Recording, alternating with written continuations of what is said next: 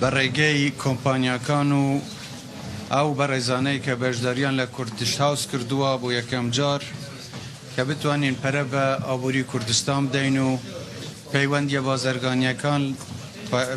بازرگانیەکانی هەرێمی کوردستان لەگەڵ وڵاتانی دنیا و کۆمپانیا نێودەوڵەتیەکان فراوانتر بکەین و ئەو بەرنامانەی کە دانرابوون بۆ ئەم چەند ڕۆژە بەو شێوە ڕێکخرابوون هیوادارم بتوانین لەسەر بەرنامەکانی خۆمان بەردەوام بین بەڵام هەروەک بیستان دوێنێ شەو لە هێرشێکی بێپاسا و نامەردانە هەولێر دیسان کرایەوە بە ئامانج و لە ئەنجامی ئەو هێرشە چەندین کەس گیانیان لەدەستدا لەوانە کاکە پێشڕا و کچەکەی و هەندێک کەسی تر لە خێزانی و هاوڵاتیانی تر بوون بە قوربانی و برینداریش بوون هیوادارم جێی شەیدەکان بەهەشت بێ و بریندارەکانیش زوو چاک ببنەوە ئەم هێرش و دژمنکاریە بەرامبەر بە هەرێمی کوردستان هیچ هۆکارێکی نییە و بێپاساوە و ئێمە لە هەرێمی کوردستان ئەوەی لە تواناماندا بووە کردومانە بۆ ئێمە بتوان زیاتر خزمەتی خەڵکی خۆمان بکەین و بە شێوەیەکی ئاشتیانە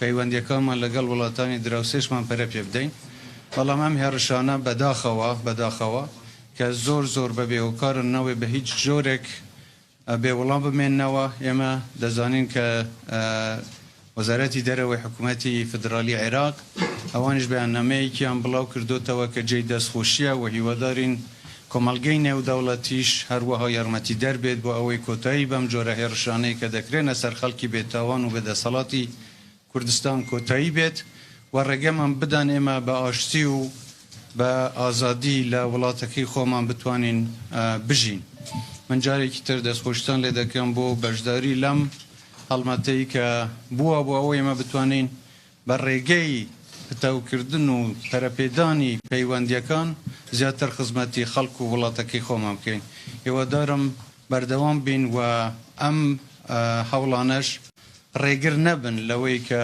ئێمە بە ئامانجەکانی خۆمان بگەین.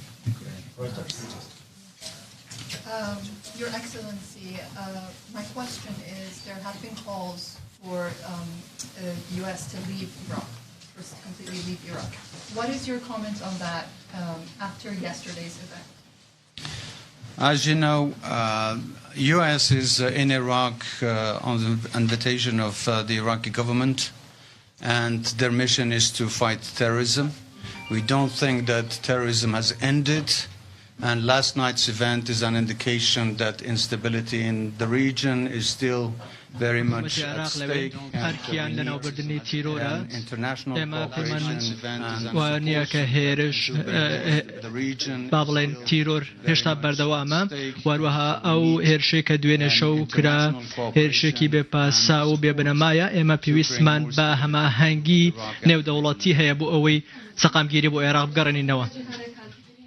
جنابتان چییە لەسەر کاردانەوەی ئەمریکەکان یاخود بەریتانیەکان ئایا هەر سەر کۆنەکردنە یاخود ئەم پرسە بێگومان باز دەکرێ و چاوەڕێ دەبین تاکو و دیدارەکان ئەنجام دەدەین دواتر بە چاوەڕۆنیەکی زیاترمان دەبێت لەسەرەوەی هەڵوەستی ئەم وڵاتانە چۆن دەبێت.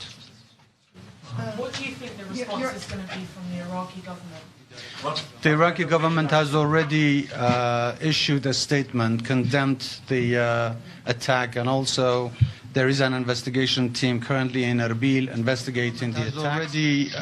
حکوومەتی عێراق ڕاگەناوێکی بڵاو کردێتەوە ئیدانەی هێرشەکان دەکات هەروەها تیمی لێکۆڵینەوەش لە هەولێرن لێکۆڵینەوە لە ڕووداوەکە دەکەن ئەوان ڕایانگەیاندووە کە ڕاوێژکاری ئاسایشی نیشتیمانیش ڕاگەنراوی هەبوو و ئێمە پێمان وایە چاوەڕێ دەکەین بزانین لێکۆڵینەوەکان چی دەبێت چۆن ئێران بەشدارە لەم ئاڵنگاریانە ناوچەکەدا ئەوەی ئێمە سوپرایز دەکا ئەوەیە ئێمە بەشێک نین لە ئاڵنگاری و ئاڵۆزیەکان بەڵام بۆچی ئێران هێرش دەکاتە سەر هەرێمی کوردستان بە تایبەتی هەولێر و هەروەها